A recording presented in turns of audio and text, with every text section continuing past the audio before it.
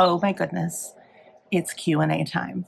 I've never done one of these before. It was so interesting to see what kinds of questions came in from people who were not on my radar at all, sent questions through Instagram, and I am aware of them on Instagram, on Bookstagram. But I didn't know that they watched my channel, or like, it was interesting. It was interesting to see intersections and to also see what kinds of things people are curious about. There are a lot of book and reading questions, but there were a lot more like me questions. So I am going to answer some of them and not answer some of them. Nothing inappropriate or anything like that. Your questions were great. I loved them. Thank you so much. But there are some things that I just don't feel comfortable answering that were asked. So there are also like kind of general themes of question that I have kind of lumped together. So you may hear like a form of your question, but not your exact question. And that is true across the board for reading, Lola, and me. There's one specific, maybe two specific questions about Lola, the beagle. And other than that, most of the questions are about me, which I thought was very interesting, because I do tend to try to focus, I guess on Bookstagram, I've kind of started to open it up a little bit because I do feel like I have real friends there now. It's not just book content there now. And I guess I do have a little bit of that happening on my BookTube channel as well. But in my mind, it's still book focused. Maybe that's why you all asked so many like personal questions as opposed to book questions. Maybe because I don't have that much personal content on my BookTube channel. I don't know. I feel like I do now more because I'm doing these month-long vlogs, but still I'm pretty closed off about what I share about myself. So buckle up, because there are some, very few, but some personal questions that I will answer for you. I have kind of prepared some answers, but not really. It's more like tell the story of da da da da da, or lists of books or songs or movies, whatever. People asked a lot of different questions. And so I am talking off the cuff, but you'll also see me look down at my computer on occasion. I have mixed up the types of questions. So you won't have just like a section of reading, a section of me, or anything like that. I've kind of tried to mix them up to keep it a little bit more interesting. And yeah, like I said, if you asked a question and I'm not answering it and it was about me, it's because I've made a conscious choice to not answer that question. I'm so sorry. Well, no, I'm not sorry. Like, it's a boundary. I'm setting a boundary. So here we go. The first question is, top 5 poets you recommend reading. Giving me a number is like asking me to exceed that number. Always. Always. I did not pick 5. I have a lot more than 5. So I would strongly recommend Mary Oliver as a place to start. Mary Oliver is an amazing poet who writes mostly about life through the lens of nature. And, well, she writes about the nature of life through the lens of nature, which is pretty cool. Her poems are very, like, plain spoken and easy to access. So I would recommend Mary Oliver. I would recommend Emily Bronte. She's just a fave, and she has a lot of passion in her poetry, but it has that kind of classic, like, rhyme feel that some people really want in their poetry. I love the two Roberts, Robert Frost and Robert Hawes. Very different poets, but I absolutely love both of them. I like the way language sounds. I like words and just hearing them connected to each other. I think that a lot of people do. That's why we like Dr. Seuss, right? So for that kind of a feeling, as an adult, I really enjoyed Gerard Manley Hopkins. I love Stanley Kunitz. It's kind of darker poetry, longer poetry, but I really, really love it. I love Joy Harjo. I love Billy Collins. Joy Harjo and Billy Collins have both been poet laureates for the United States. And I love Phil K and Sarah K, who both have poetry collections. They're not related. They're not married. They just have the same last name and they are best friends. But they have poetry collections that are printed. But what I really love is their spoken word performances. And then I love, and my absolute favorite poet, living or dead at this point, is K Tempest. Another K. I like the Ks. K Tempest is just a poet that speaks to my heart. They also write plays, and they have a novel, and they have written collections of poetry as well as spoken word poetry, and they have a pretty robust catalog of hip hop albums out. I do enjoy some of their music. I do enjoy some of their written collection. I love their spoken word poetry, and they have gone through like a shift in their own life. So I love the things they wrote as Kate Tempest, and I love the things they write as K Tempest. Favorite living or dead poet at this point in my life. I am going to read 3 poems for you throughout the course of this Q&A, so keep an eye out for those. I thought that would be a fun little thing to pepper through. So to reiterate, and maybe I can make like a list here for you. Mary Oliver, Emily Bronte, Robert Frost, Robert Hawes, Gerard Manley Hopkins, Stanley Kunitz, Phil K., Sarah K., Joy Harjo, Billy Collins, and K. Tempest. Those are the poets that I think are amazing. I read a lot of poetry. There are so many other poets that I also really love.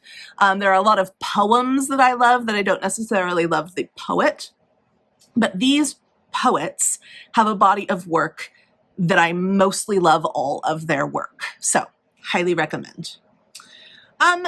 Question number 2.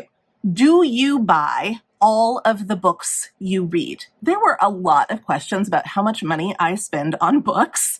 I do not buy all of the books I read, and the vast majority of books that I do buy, I buy secondhand, library book sales, Better World Books, or at greatly reduced prices every time Book Outlet has a sale. Not every time, but if Book Outlet is having a sale, I will buy it there. Thrift books, Goodwill. I do not pay full price for most books. A lot of the new releases that I get through Book of the Month, which is also not full price for books. I do have a handful of books that I pre-order each year. There are some things that I just know that I'm going to want to own. There are other things that I don't want to wait for whatever reason. I would say probably about less than a quarter of what I purchase in a year is full price in any way.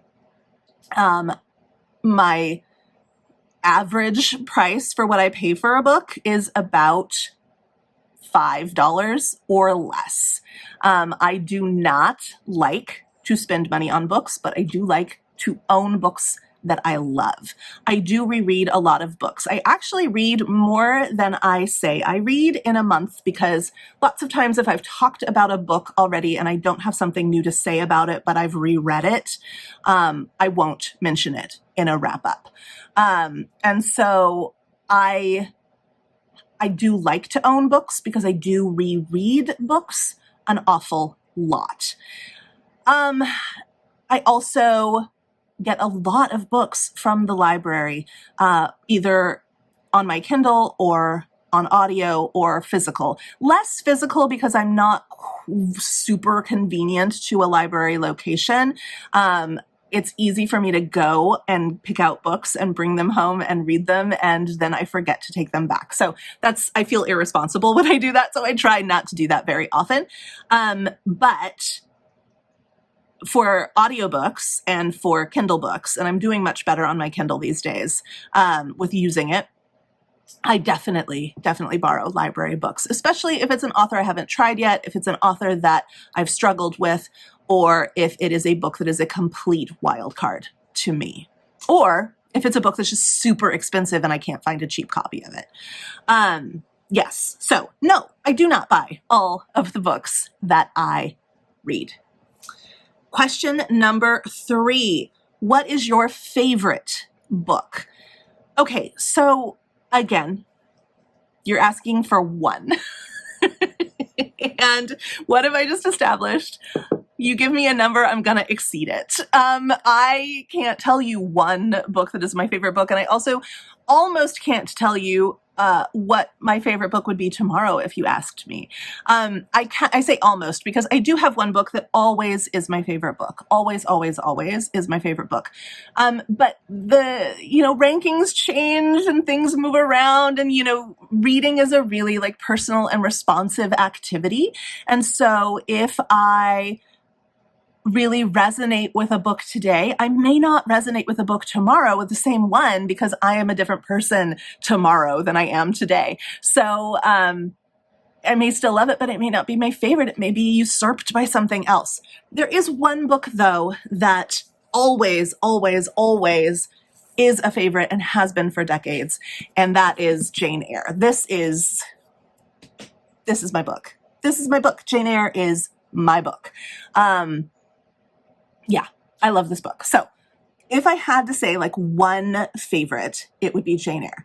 I want everyone I know to read it. I want all of my best friends to read it. I want people to read it because it's great, but also I think it is a language that I speak. Like, I have a lot of Jane Eyre in me. Like, I've read the book so much that it has become part of my psyche, and I quote it and I speak it and I refer to it. And so to fully understand me, I think you kind of have to understand Jane Eyre. Yeah. So love this book. Love this book. Yeah. I was going to tell you a story, but I won't. But then some others that I really, really love and definitely count among my favorite, like 98% of the time, are The Things They Carried by Tim O'Brien. Oh my goodness, that is just one of the most amazing books. And if you've only read it once, or if you've only read a story from it, you haven't read it. You have to read it at least 3 times. I'm sorry, that's just the way it is. You have to read it at least 3 times, and then we can discuss it. It is one of the most powerful books on the planet. Then there's Sense and Sensibility, which is my favorite Jane Austen, and pretty much always has been. Sometimes it's Northanger Abbey, sometimes it's Pride and Prejudice, but Sense and Sensibility always rises to the top as my favorite Jane Austen. That is also my favorite film adaptation of Jane Austen. I just really love the story of these 2 different sisters who approach love and life in 2 very different ways and end up with 2 very different people. I just really, really enjoy that one. Also, The Blue Castle by L.M. Montgomery, definitely a favorite read, but it's very light. I don't think that there's not like a ton of depth to it. There's a message, and it's a great message, but I read it when I want a comfort read. And then there is Wit, the play, Wit, which is just one of the absolutely most amazing things. I've already said that I love words, and I love the way they play with each other, and I love the way that they sound together. I just love language and words, and Wit feeds that part of my soul. It's also really sad, but so clever in its soberingness. I don't know the word I'm looking for. It's heavy. It's very heavy, but the word play is light. Then there is Booth, which I hesitated to put on here because it was my favorite read of last year. I've only read it once, and I read it very recently. But I think about it all the time. And I think it is one of my favorite books. But again, things can change. And then finally, Our Homesick Songs, which is a book that I discovered through Librarian versus Librarian several years ago. And yeah, I think about that book a lot. Yeah. So again, I'll just put a list here. Jane Eyre, The Things They Carried, Sense and Sensibility, The Blue Castle, Wit, Booth, and Our Homesick Songs. Now, there are so many books that I love that are not on this list, but favorite is kind of a special word. So I want to honor it. Okay, so here is a series of some personal questions, mostly related to, I kind of tried to group together the questions that are about my work life. Are you a teacher? Yes. I think that's pretty obvious, but yes. To confirm for you, if you were unsure, I am a teacher. What do I teach? I teach middle school right now. I always have taught something to do with the humanities. So I might teach English as a second language. I might teach history. I might teach social studies. I might teach English, literature, writing, philosophy, religion, anything like that. Those are the things that I have taught. I've also taught kindergarten and preschool, but mostly I have taught English and writing in some way, shape, or form. I currently teach 8th grade English, 8th grade writing, and 7th grade writing will be added back onto my list of things that I'm teaching next year. I really love teaching middle school, especially upper middle school. The younger the kids are, the less effective I think I am, because I really like helping kids think deeply and just developmentally. I think I relate better to older kids. I loved teaching 11th grade. I taught 11th grade for a lot of years. American literature mostly, but also contemporary literature. And that was really, really satisfying for me as a human being. But I think that I am very good at teaching 8th grade. I think that I am very effective at engaging with 8th graders where they're at developmentally and helping them through that part of their life using story. Yeah. I like to help people learn how to express themselves. It's that love of words. And I think I am quite good at it. Then there is, all that to say, like, an English class with me is not necessarily just an English class. Yes, I am going to teach you how to be an effective writer, reader, critical thinker, but I'm also going to teach you how to be yourself. Do your students know you are on BookTube? I don't know. I think that I maybe would know. I think they would tell me if they knew that I was on BookTube, but also maybe they might not. They might be too embarrassed to say, like, hey, I saw you on YouTube. So I actually don't know. If they know, my gut says no, they don't. I kind of have a sixth sense about who knows. Like I can tell if a coworker has seen my videos, and then I'll just like ask them, hey, do you know that I do this thing? And they're like, yes, I didn't know how to talk to you about it. That's happened like 5 times since I started this channel. Actually, it's happened 5 times. Like I could name the 5 people. And I always kind of know ahead of time. Like, I guess there are tells. I don't know. It's not like it's a secret, but I also just don't go around saying like, I have a YouTube channel. And I don't know why. I don't know what my relationship with this channel is that it feels that way. I do not get the sense that my kids watch me on YouTube. I doubt they know that I have a channel. But I suppose it could be that there are kids out there that have seen me on this channel. Have you always been a teacher? Mostly yes. I'll just stop there. Mostly yes. I've done a few other little things, especially in college years. But yes, mostly I have been in a classroom my entire life as a student or a teacher. Okay. Oh, I loved this question. I forgot to pull my copies of these books. So I'll just list them here or put pictures or something. Where to start with Shakespeare? So I am assuming that this person who asked this question has been with me since my previous years, where I was reading a Shakespeare a month for several years in a row. Where to start with Shakespeare? I have a deep and abiding love for Shakespeare, and I think part of that is the longevity of the work, but also the wordplay. Words. I love words. Words, words, words, to quote Hamlet. I love Shakespeare.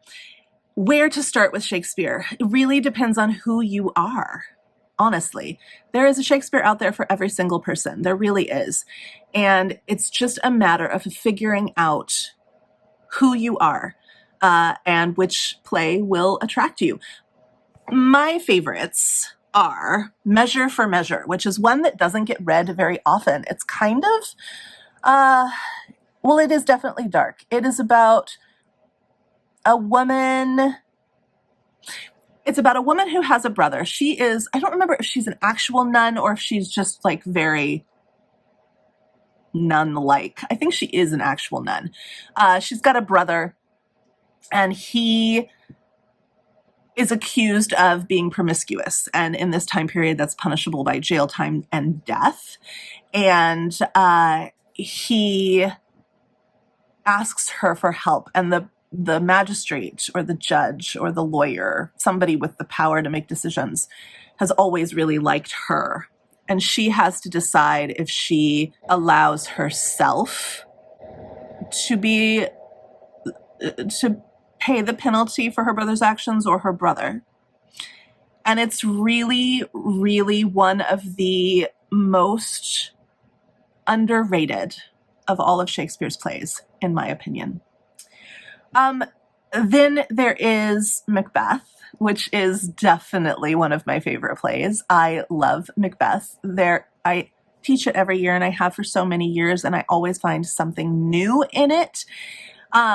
It appeals to anybody with a dark side, anybody who's ever wanted revenge or vengeance, anybody who has ever felt tempted to do something they shouldn't do, anybody who has ever felt betrayed, anybody who's interested in spirituality or the history of women. It's just a very, very cool story. And also, like, to read, like, there was a real Macbeth, and to read about the context of this play and the choices that Shakespeare makes, like why he chooses this story at this time to present to this court, King James, is super, super interesting. If you're interested in the history of witch hunting, witchcraft, or anything like that, I'm not saying like if you are a witch. I'm saying like if you're interested in the history of women being accused of witchcraft, and the reasons and the consequences thereof, then this is a play for you. Yeah, just really, really great play. The darkest, I'm revealing all of my dark soul here. The darkest of the Shakespeare plays is definitely my favorite, but I have a really hard time recommending it because it is so crazy dark. And it is also like one of his histories. It's one of his retellings of a old story. And that is Titus Andronicus. It is super, super dark. I will not go into it, but if that appeals to you, I would recommend it. Twelfth Night is a great place to start if you want something fun and a little bit raucous. It's a little hard to follow because you have like people playing other people and gender swapping, but it is really, really fun. It's a great one to read in December or January. And then a personal favorite of mine is another history, another retelling having to do with Troy, but I really, really love Troilus and Cressida. It's a story you can read from many different authors, from many different perspectives, but I like Shakespeare's take on it.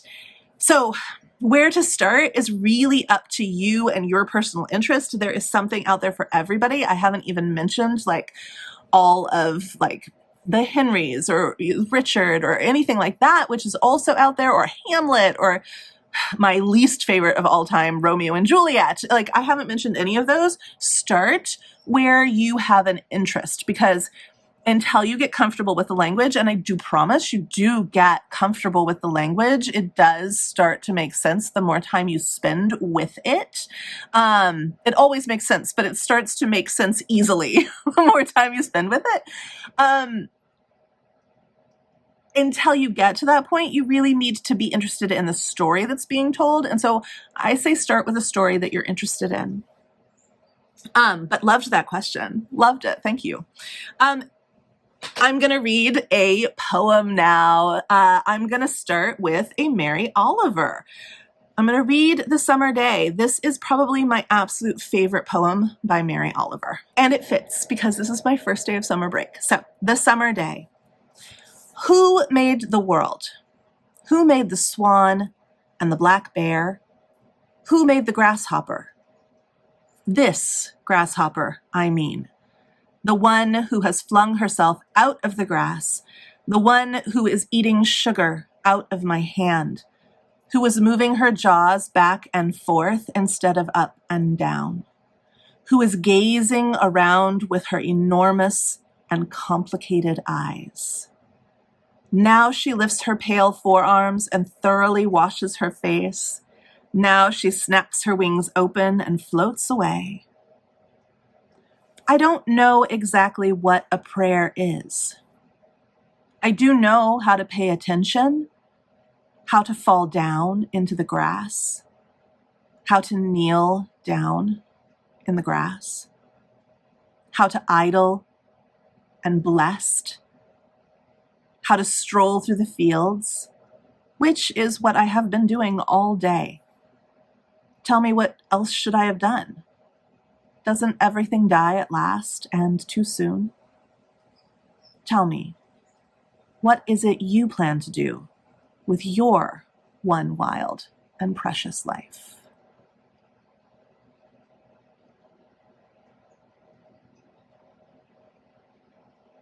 I love it.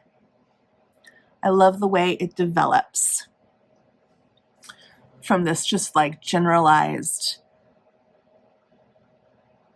curiosity to this very specified curiosity and this observation and this deep dive into this one sample that is so close, as opposed to the curiosity about the all. And then how she makes that connection, that stream of consciousness connection between the butterfly, between the grasshopper leaving, flying away, opening its wings and flying away, and that of a prayer being lifted, and wondering what exactly is a prayer? What is its power? What is its potency? What is its purpose? And then making that connection for us, like obviously it's stream of consciousness, like making that connection for us in her mind that she has been walking around mourning, feeling grief and loss of something else that has flown away from her, and maybe addressing the inner critic or the voices of society in her head that might think she should have mourned or grieved in a different way than what she did, which was going to nature and being curious and lifting her prayer via grasshopper, and wondering how else is there to do this whole thing. It's so beautiful. It's so beautiful. I love it. So there's a sample of the kind of poetry that I have recommended to you. Question number 9. This is a long one. What booktubers do you watch?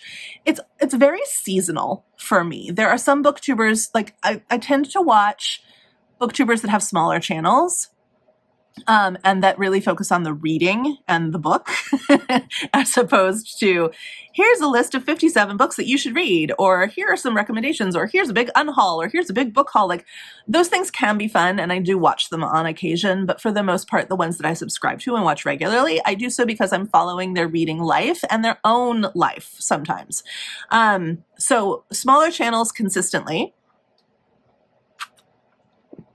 In the winter months, November and December, I tend to go for some larger channels that have some great holiday content, like Vlogmas. I enjoy big channel Vlogmases, but mostly I tend to focus on smaller, more personalized channels that are similar to my own, in the way that they are smaller and more personalized.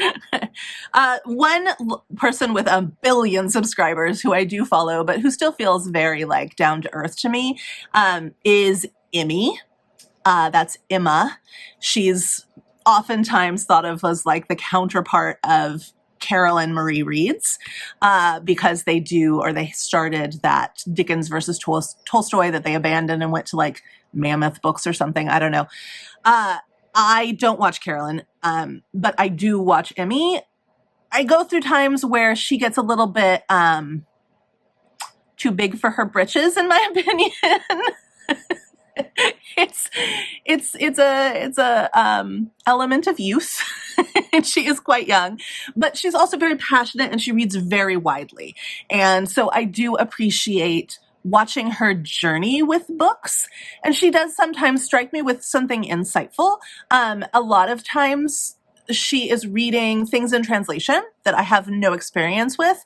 And because I can kind of ground my understanding of her as a reader in the books that we have shared, because she has read a lot of classics, and how she responds to those classics, it makes it easier for me to be motivated to choose or to reject books in translation that she's reading that I haven't read yet, because I can understand how she's approaching them. I loved watching Allison Pages, but she has, for health reasons, stopped posting. However, she has a backlog of really, really great videos and content. And hopefully someday she's going to get her migraines and things under control and she will come back. I hope, maybe not. In the meantime, I highly recommend watching her backlog of content. Really, really wonderful reader, really great recommendations, really well done videos and vlogs. Just a joy to watch.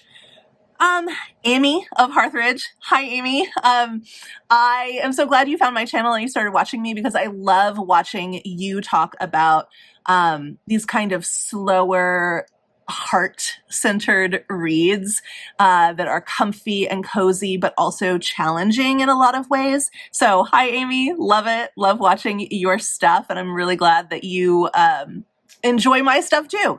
I really like ARG Schooling and her hauls. I don't watch people for hauls generally, but I really love the way that she decides what she's going to purchase. She purchases a ton of books, and I really, really like seeing what she is interested in, and a lot of it is similar to what I'm interested in, but she seems to find things that I don't know are out there. So I love watching ARG Schooling for that. One of a person I never miss a video from is Becca at Becca Books and Bujo. I love how she shares her reading, but also her family. I've read a lot of the books that she talks about and is reading. She reads a lot more romantasy than I do, but I like hearing what she has to say about books. But I more so just really love watching the journey of her family as her two kids grow, and she just puts a lot of herself into her books. Into her videos. So yeah, really, really enjoy watching Becca Books and Bujo. I really love watching the TBRs created by Book Mama. I love watching Bookishly Nerdy. She's one of the very first booktubers that I started watching ever. She's just so fun and sweet and reads so much and has such different reading taste than I have. And I just really have enjoyed watching her videos. I think she probably already has had her baby, but she's probably going to take a break for a long time, I think. I anticipate. Hopefully not forever, but probably for a long time. And so go back and watch her backlist of videos, Bookishly Nerdy. Probably the very first booktuber I ever encountered, the first time I realized this was a thing. And the one that I stick with all the time, because she's huge, but she's just influential, but she's just so down to earth and honest, and I trust her opinions so much, even when I disagree with her, is Katie at Books and Things. Absolutely love, love, love what she has brought to my life. Katie at Books and Things. Erin Go Live used to be Erin Go Read. Really enjoy watching Erin's videos.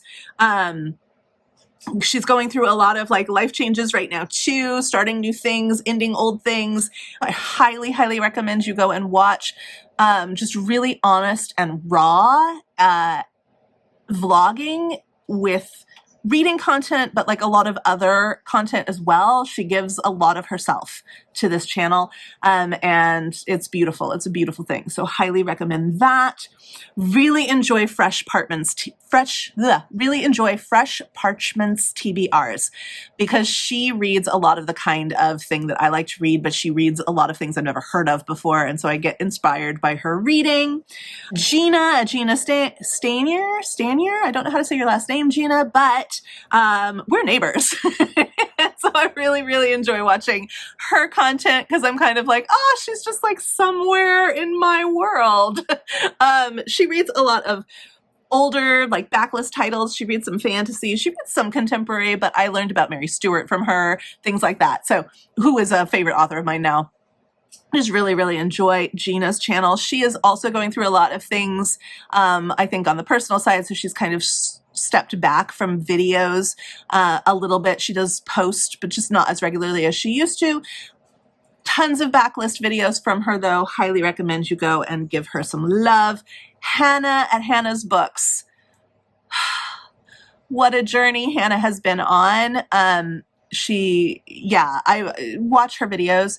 She speaks so intelligently about all things and with such grace, and she infuses dignity into every moment of her life, and I just am in awe of her as a human being and honored to know her. I don't know that she watches my videos. She does occasionally, but I don't know that she watches them very often. If Hannah, you are watching this video, hi, I love you and I love your channel, and I'm so grateful for it.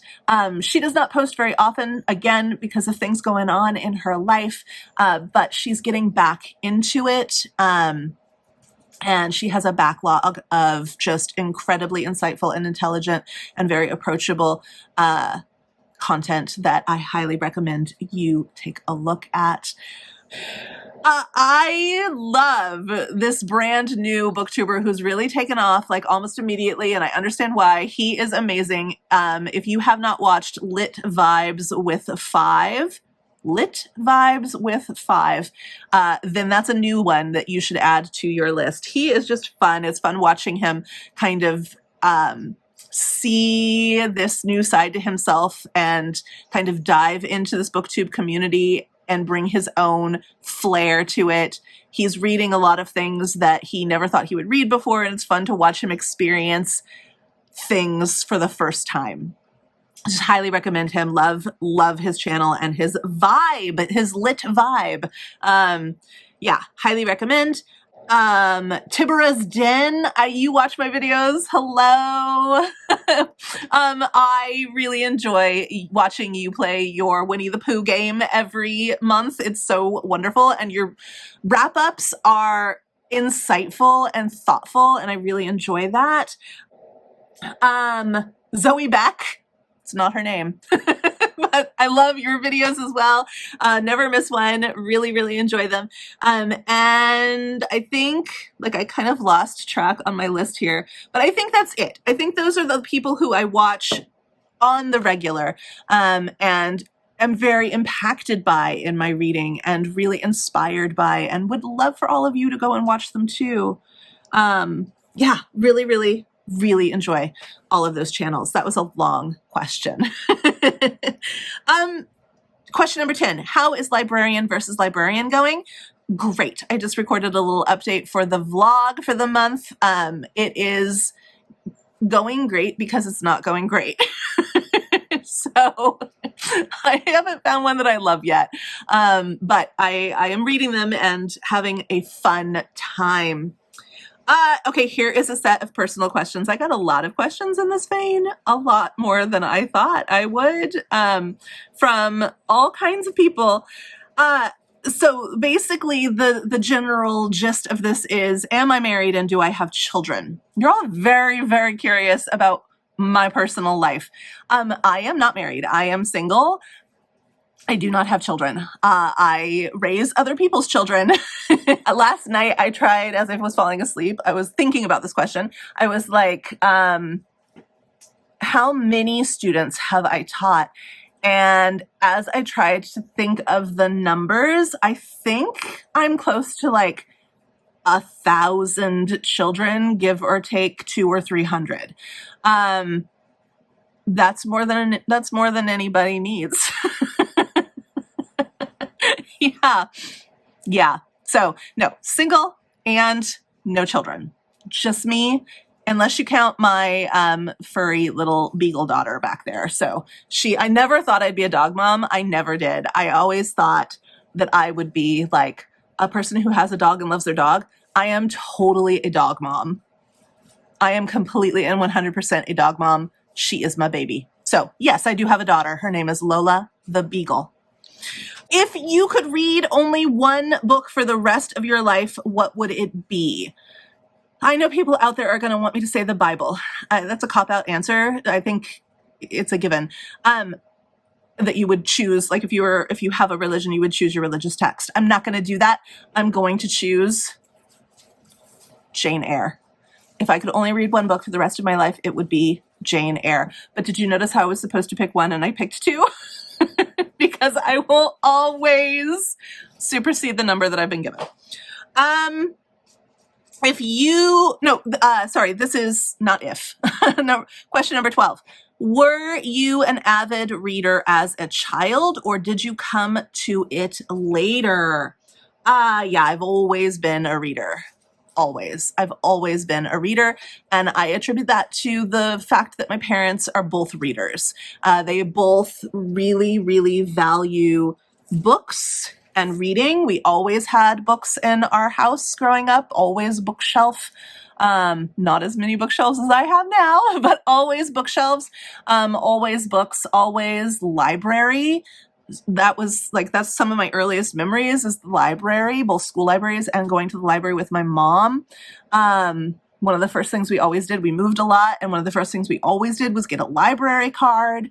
It was just always a huge part of my life and something fun that we all shared together. We all read very different things, but we are all readers and learners, like lifelong learners. So definitely, yeah, always been an avid reader.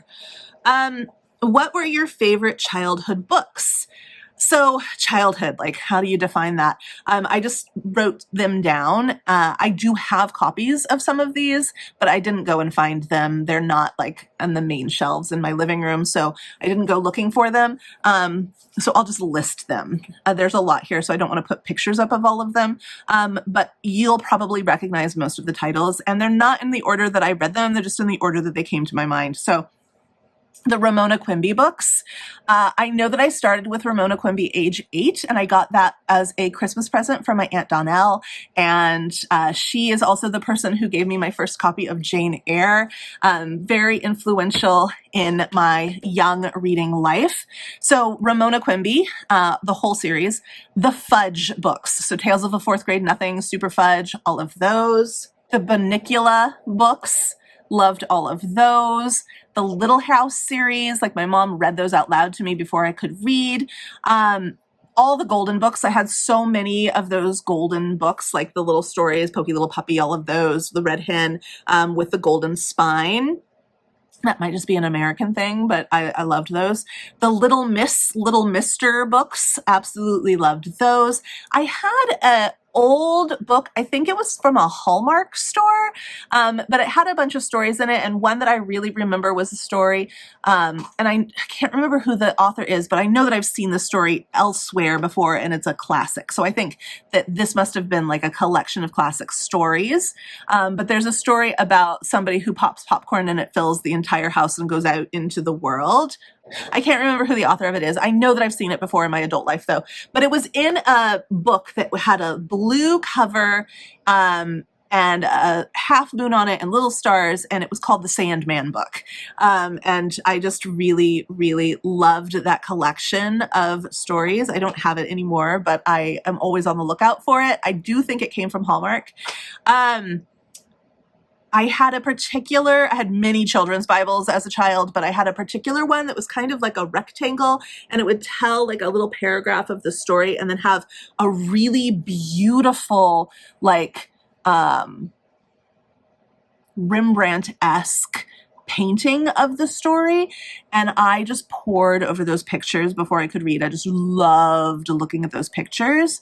And then I loved all the Babysitter's Club books, the original series.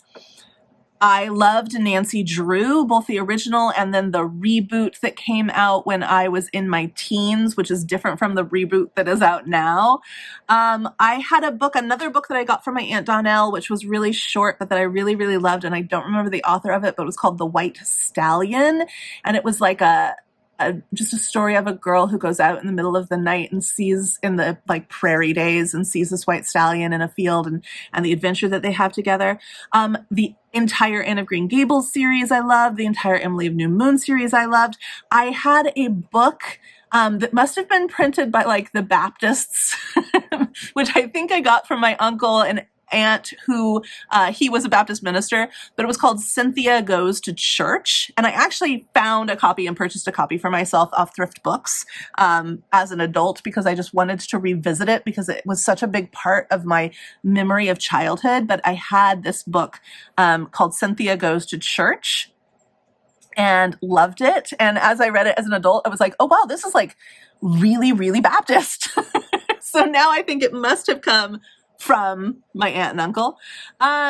There was a book, I don't know what the title is and I can't find it, but I always think about it. It was about a little boy in Mexico who found 2 pesos and what he does with them.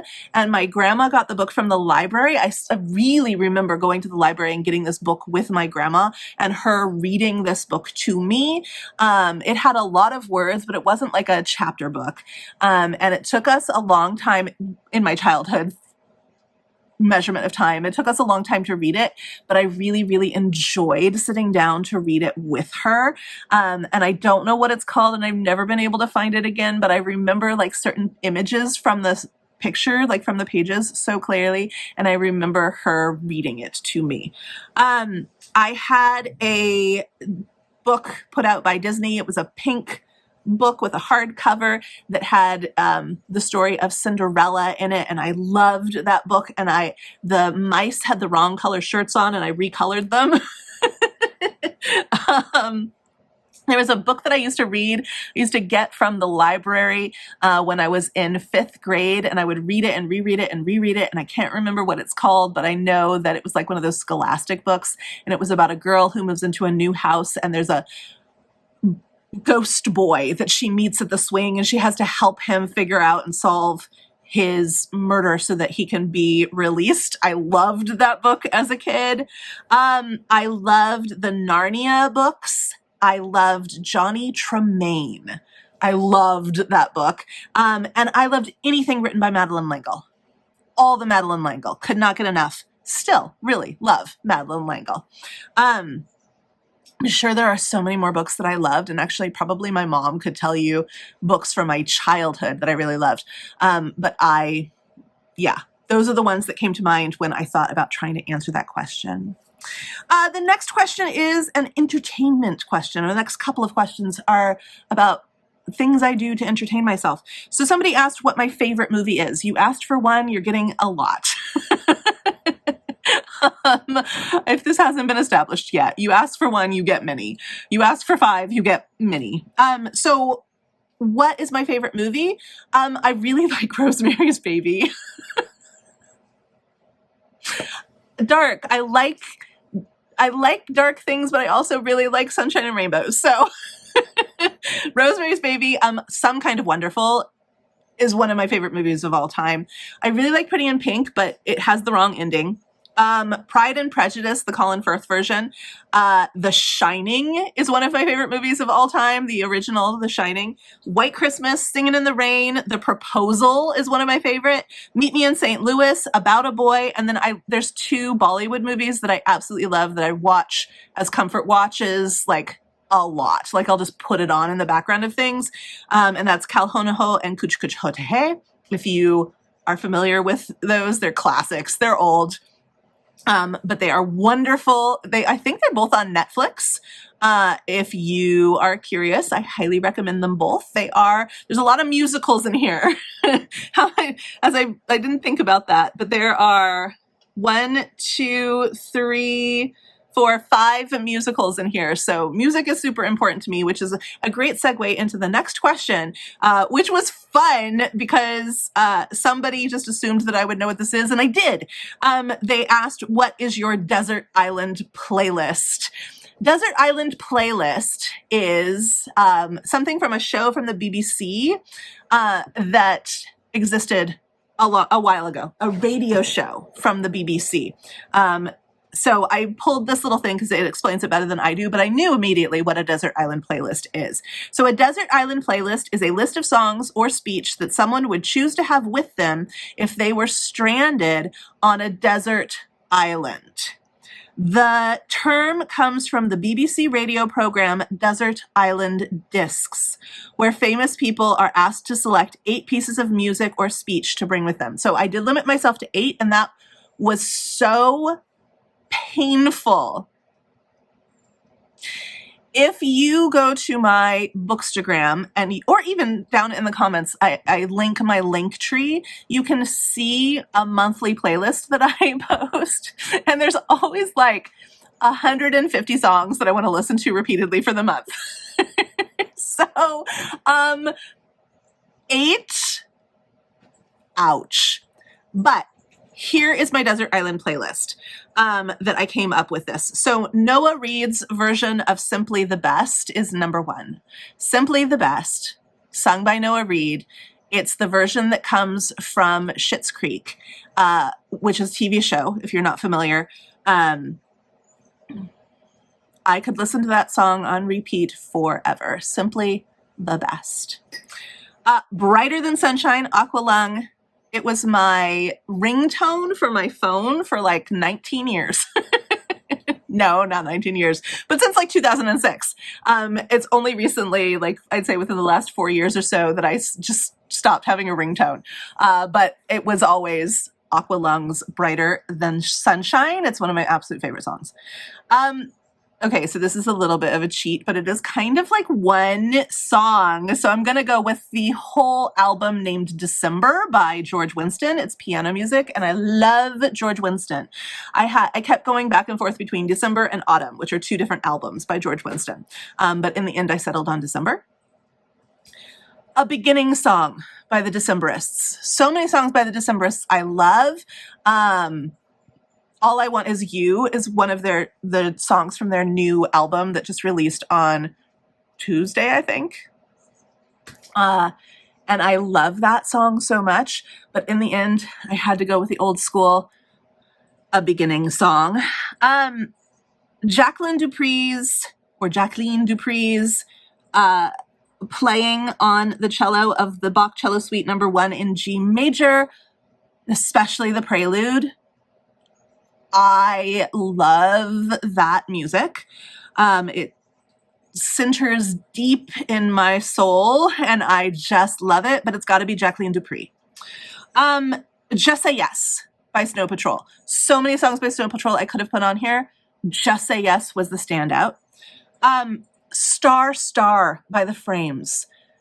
So many songs by The Frames that I could have put on here, or The Swell Season, or Glenn Hansard, just Glenn Hansard on his own. So many songs. Fitzcarraldo was almost the one, but Star Star is the one. And Star Star is actually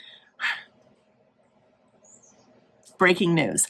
I am seriously considering getting the tattoo that I've wanted to get for since 2008, and have always thought, you need to be sure that you're not going to regret it, but I think I'm going to do it. And it's inspired partially by the lyrics to Star Star. And then Grace by K Tempest. Absolutely love. Oh dear. I don't know if you can see it, but the neighbor's umbrella just fell down. So I just chose to close it because she's going to bark at them. She will bark again. but they'll come down and get it, and I don't want them looking in the apartment. Anyway, Grace by Kay Tempest, which is a poem that I'm going to read to you later on in this video. Number 14, what are some classic cozy reads that you return to again and again? My definition of cozy may be different from someone else's, but I love Witch of Blackbird Pond, Emily of New Moon, The Blue Castle, Jane Eyre, Till We Have Faces by C.S. Lewis, A Room with a View, Miss Pettigrew Lives for a Day, A Town Like Alice, Ms. Hargreaves, which is one you may not have heard of, which is really wonderful. The Octopus, which is really, really long and may not be considered cozy by most people, but it was really cozy to me. The Pickwick Papers, same. Uncle Silas, very dark, but feels like a nice cozy read to me. Winter Solstice by Rosamund Pilcher, and Thorny Hold by Mary Stewart. So some of those have a darkness to them, but they feel very cozy to me, and I love them. Book that changed your life. This was the last question I finally settled on an answer for, and I have a lot of different books. So I'm going to say A Hidden Wholeness by Parker Palmer, China Cry by, I don't remember, but I'll put a picture of it here, Pride and Prejudice, Jane Eyre, The Long Winter by Laura Ingalls Wilder, 12 Stones, which is probably a book you've never heard of. It is a memoir, and it's wonderful. Anything by Sophie Kinsella, which is, I'm not going to explain myself, but yes, anything by Sophie Kinsella. And then my favorite books of the Bible. So John, Romans, 1st and 2nd Peter, 1st Samuel, and Jonah are the books that changed my life. And here, we're going to take a poem break. So I'm going to read you a poem by Joy Harjo called Eagle. This is my favorite Joy Harjo poem, and I'm hoping that Lola is not, she's growling, I don't know if you can hear her, but I'm hoping she's not going to bark, because this is a very important poem. It's called Eagle Poem.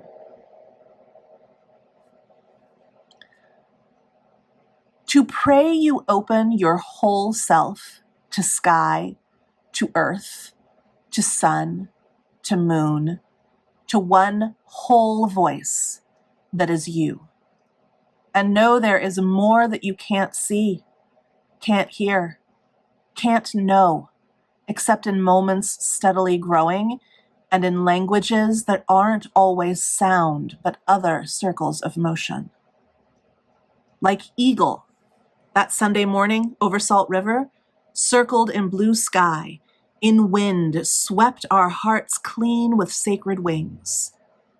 We see you, see ourselves, and know that we must take the utmost care and kindness in all things. Breathe in, knowing we are made of all this and breath, knowing we are truly blessed because we were born and die soon within a circle of true motion. Like eagle rounding out the morning inside us, we pray that it will be done in beauty, in beauty.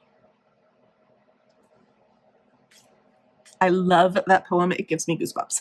I love that poem. We're almost done. Favorite genre? I'm going to keep it simple, historical fiction. But I do love some good romance, and I do love a good thriller, and I really love a classic. And occasionally I enjoy something literary. But my go-to all the time, and I didn't use my own brain to do this. I used my stats on Storygraph to tell me that every year, predominantly what I read is historical fiction. So must be my fave. Number 17, can you recommend some nonfiction worth reading? Their quotes, not mine. They said worth reading. I can just tell you some of my favorite nonfiction work, and I don't know if it's going to hit you the way that it hits me, kind of like with Shakespeare, where to start or what's worth reading is super, super subjective. So these work for me. I don't know if they'll work for you. So The Witch of I is really a great set of essays. Poet Warrior by Joy Harjo is a memoir, but it's so beautiful. The Heartbeat of Wounded Knee. Sister Novelists. Funny Farm. My Mess is a Bit of a Life. Rest is Resistance. And The Teachers. These are nonfiction books that really, really work for me. I don't know if they're going to work for you. It's subjective. Here is a set of personal questions. These I put under the title of just plain old curiosity. Some of these are kind of random, but here we go. Do you have any other interests besides reading? No, none. Do I have any other interests? Yes, a lot. I like to, and I've just started this year, crocheting. I really am enjoying crocheting. I love to bake. I love to sing. I am not trained in any way, shape, or form, but I really love to sing. I walk everywhere. I love walking. If you can put me in a forest to walk, all the better. I have just started this year and I'm really enjoying, but I'm very, very bad at watercolor painting. I love watching movies and TV and going to the theater and live concerts. I really like doing Tai Chi, which is something that I've been doing for a few years. I am very interested in meditation and mindfulness. I love writing. I like to do art journaling. I love to travel. I love coffee, museums, anything old. Anything old. I love old stuff. Cemeteries, museums. One of my favorite memories of all time and one of the favorite things that I've ever done was going and looking for old trash from the 16 to the 1800s on the banks of the Thames. So mudlarking, like love, love, love old stuff. Anything with history and story. I like to go to botanical gardens. I like to garden. I'm not very good at it. I love stand-up comedy if it's good stand-up comedy. I really don't enjoy stand-up comedy that is not done by like a professional with a lot of like life experience that infuses a lot of heart and meaning into it. I'm thinking like I love Hannah Gadsby. Like I like good stand-up comedy. I love houseplants. I like old houses. Old stuff. I like old stuff. So many interests. The next question was just this. Pick this or that. It was mountains or oceans. And I picked forests. Which I suppose is closer to mountains. I don't like being hot, so I very rarely pick the ocean. I live on a coast. I live very close to the ocean, but I live at a point on the coast where the ocean is cold. Like the beach is cold. And yeah, so oceans maybe, but also oceans scare me. Bodies of water that I can't see to the bottom of, not my thing. Not my thing. So mountains, forests. Definitely forests. It doesn't have to be on a mountain. Dream vacation destination.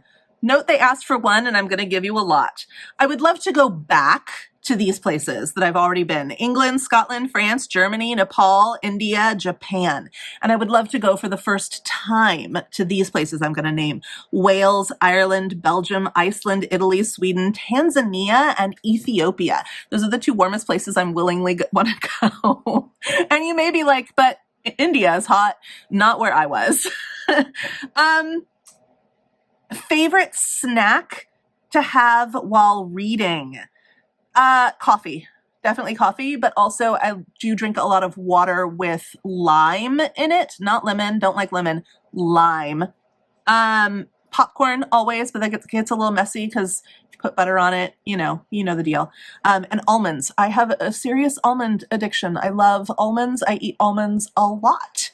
This last curiosity question comes from something that happens at the end of my May wrap-up video. So the question, if you want to know what that is, go watch that. You can fast forward through the 2 hours to the end of my May wrap-up. But they ask, did the person at the end of your May wrap-up reach out to you? And the answer is not yet.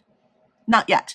I felt very strongly, to the point where I felt weird doing it. Like I felt, because it was such a strong feeling, that I was supposed to do that. I still, much more calmly now, feel I was supposed to do that. So my answer is not yet.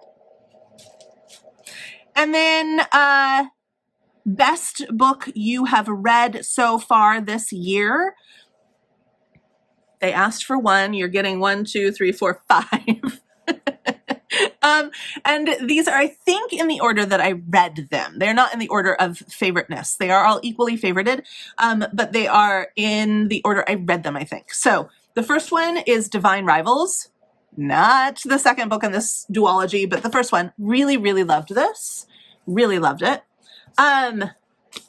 This was more about the experience and the actual content of the book, but this is A Fine Romance, Falling in Love with the English Countryside by Susan Branch. This book makes me want to get on a ship and face my fear of the ocean and take an ocean voyage to England.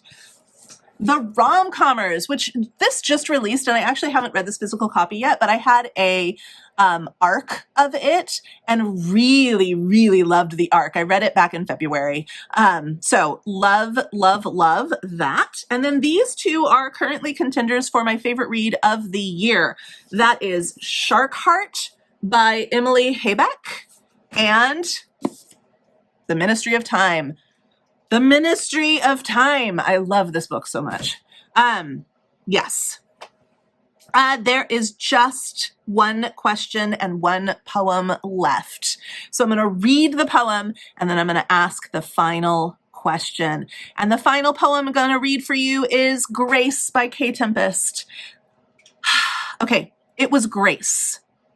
Stunned by the last lights of the sun, we were swimming in a green sea as deep as a drum. There are things I must record, must praise. There are things I have to say about the fullness and the blaze of this beautiful life.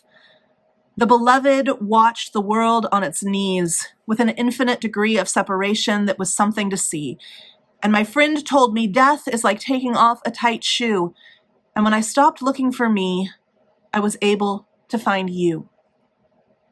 Right there, where everything is transcendent, I can feel myself opening up, getting closer. No hope is enough. I have stopped hoping. I am learning to trust. I came to under the red moon. I was completely crushed. Please use me. Please move through me. Please unscrew me. Please loosen me up. Make music with me. Make everything stop. Make noise and make silence with me. Make love. Let me be love. Let me be loving. Let me give love, receive love, and be nothing but love. In love and for love and with love. Surrender. I do surrender. Move through me and feel me get out of the way, and tune into something more deep and reflective than what is to be achieved or perceived or affected. What's my problem? I'm always drawn back to that wrestling match, 10 thoughts in the ring of my mind playing catch. I can't live for the noise in my head. I just want to dig a ditch in the soil of my breath and bury my brain there. But love said, if you bring forth what is within you, what you bring forth will save you. If you do not bring forth what is within you, what you do not bring forth will destroy you. It was Grace, stunned by the last lights of the sun, swimming in a green sea as deep as a drum. There are things I must record, must praise. There are things I have to say about the fullness and the blaze of this beautiful life, of this beautiful life. So if any of those three poems are your kind of poems, then check out the poets that I mentioned at the start. In fact, I'll say them again because poetry is so important to me. Mary Oliver, K. Tempest, Emily Bronte, Robert Frost, Robert Haas, Gerard Manley Hopkins, Stanley Kunitz, Phil K., Sarah K., Joy Harjo, and Billy Collins. Check them out. Check them out. The final question is, what does Lola do while you're reading? Pretty much anything she wants. She's the super beagle. She's in charge, really.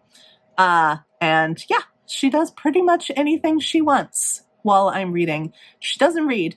She destroys her toys. She takes naps. She watches the bunnies, because there's lots of bunnies that live outside. She growls out the window at anybody who goes up and down the stairs that she can see from the windows on this side of the house. She eats. She hides and rehides her ducky. Just lots of very important things for a Lola to do. Lots of times she lays on my lap while I read. I'd say probably 90% of the time she's laying on my lap while I read. Sometimes she interrupts me. That's a fun thing for her to do while I read. Yeah. Anyway, thank you so much. Thank you so much. My first Q&A successfully done. There will be a TBR soon. It's a Jane Austen July TBR, and I am waiting for a few books to arrive before I do that. So soon there will be a Jane Austen July TBR out for you. And in the meantime, let's go read.